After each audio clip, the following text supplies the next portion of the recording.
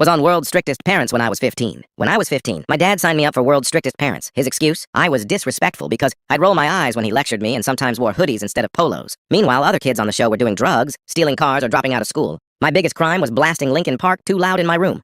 The first night, the host family made me scrub their kitchen until midnight. They took my phone, my headphones, even my sketchbook, said art was a distraction from discipline. Cameras followed every move, waiting for me to crack.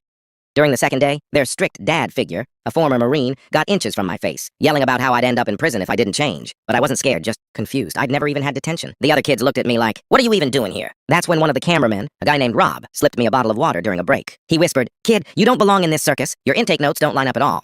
Says you get A's, do community theater, and have no record. Why'd your dad put you here?" I told him the truth. How my dad wanted me to be a perfect man. How he flipped out if I wore black, listened to rock, or drew anything darker than a smiley face. How he thought a reality show would humiliate me into manning up. Rob's face dropped. He muttered, "This isn't discipline, it's control." Later that night, during a staged confrontation for the cameras, the Marine suddenly broke character. He turned toward my dad, who was watching from behind the glass, and said, "Sir, your son isn't broken. You're just trying to break him." The producers panicked, waving their hands to cut, but it was too late. The other strict parents joined in, saying the same thing. My dad stormed out furious, screaming that I'd embarrassed him on national TV. My episode never aired. Technical issues, they claimed. But that moment gave me the courage to move in with my mom, who actually supported me. Looking back, the best advice I ever got didn't come from my parents, but from a guy behind a camera who saw the truth when no one else wanted to.